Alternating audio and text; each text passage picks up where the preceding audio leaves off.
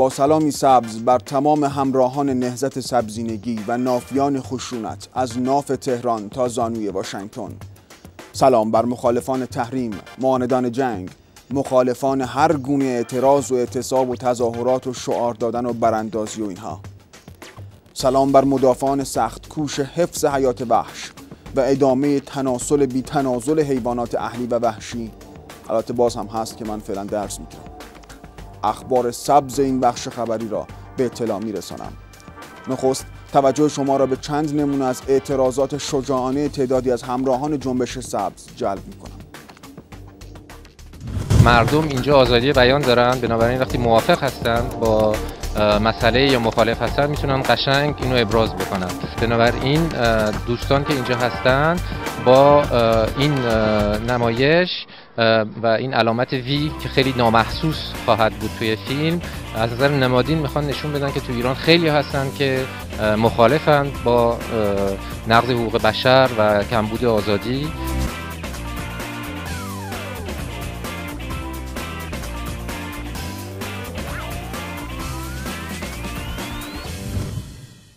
درود و سپاسی سبز بر این شجاعت و از جان گذشتگی.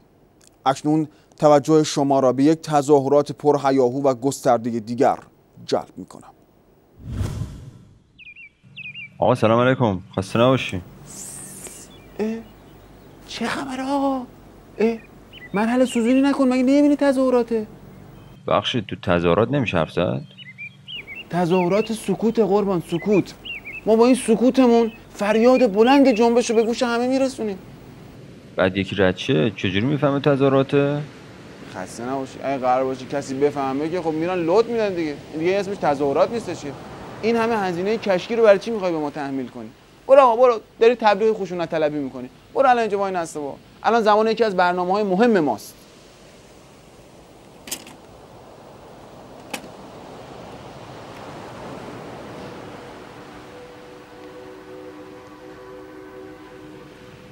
قربان این چیه؟ بابا این مهمترین فراز تظاهراته. همونطور که میبینی پخش سخنرانی پرشور یکی از سران جنبشه که همین الان در حصر خانگی به سر میبره.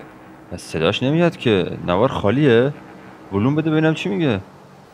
نه این ولومش تا تشه، نه طرف لاله. ضمن اینکه تو حصر دیگه، تو حصر آدم. ولی الان اگه خوب گوش کنی صدای قلمش میاد، داره نقاشی میکنه.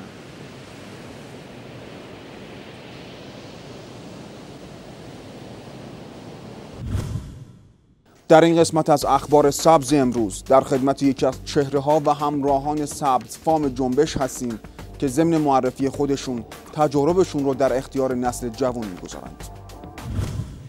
بنده حجت الاسلام بالمسلمین کدوی یور هستم که تمام عمر در مسیر اعتراض و دموکراسی بودم. بنده از همون ابتدای پیروزی انقلاب خدمت امام ره بودم، ولی همیشه معترض دیگه. یعنی حتی وقتی دست امامو ماچ میکردم صدای ماچم از 100 تا شعار اعتراضی این خشونت طلبا بلندتر بود. در ادامه برای اعتراض به عدم اجرای قانون اساسی در مجلس بودم.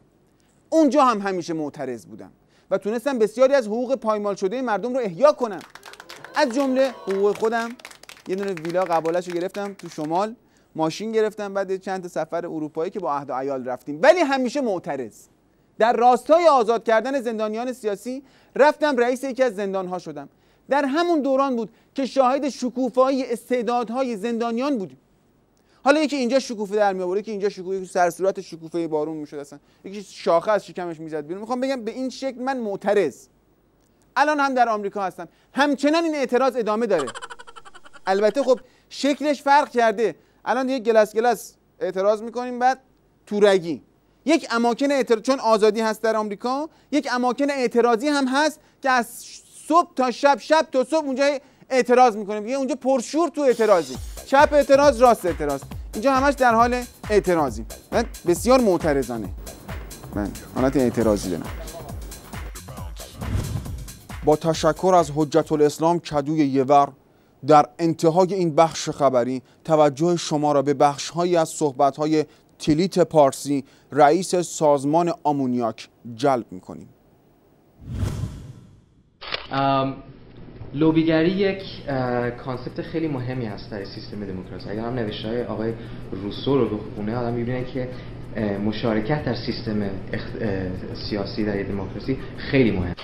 هیچ وقت واسه جمهوری اسلامی لوبی نکردیم و نخواهیم هم کرد. کاری که ما کردیم اینه که ما خیلی محکم ایستادیم ضد جنگ. به نظر اوضاع نیک و به نظر بیشتر اکثریت ایرانی‌ها که در امریکا هستن، جنگ یک حادثه خیلی بزرگی هست.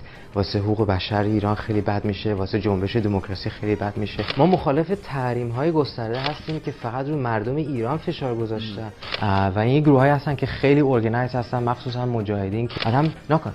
وقت انقلاب شد رژیم چنج داشتیم در ایران.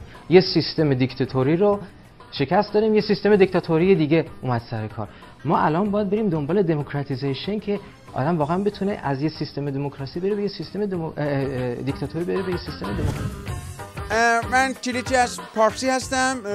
کارم لبی یعنی لوبیا، آش دیرزی یعنی دیرزی، یه خورده غرب، یه خورده جمهوری اسلامی میذاری گاز واسه دموکراتیزیشن میخوری چنج میشی، دم میکنی دیگه، نه حال وار، نه حال جنگ داری، نه حال تحریم.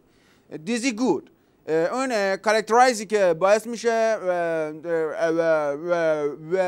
کانسپتمون یعنی دیزیمون خوب لوبیش یعنی لا بندازه لیست تروریستی پی ام آی. اگه اون نباشه آشه سوپرستار و نیویورک و مقام عظما و سبز و مبز و همه تولید. بعدش هم که دیگه تر نظام جمهوری اسلامی میفته به تر. یعنی این داستانش اینجوریه که من خواستم بگم.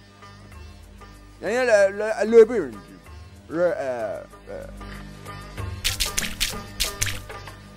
سبزم هسته دارم، من خیارم به امید روزهای بدون خشونت و لحظه های سرشار از سبزینگی و آرامش. بدرود.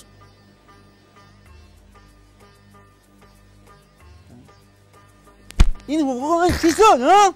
$100 ثبت من چی شد ها؟ سفیر کی میخواد پول ما رو حواله کنه ها؟ 4 ماه دارم اینجا فک میزنم.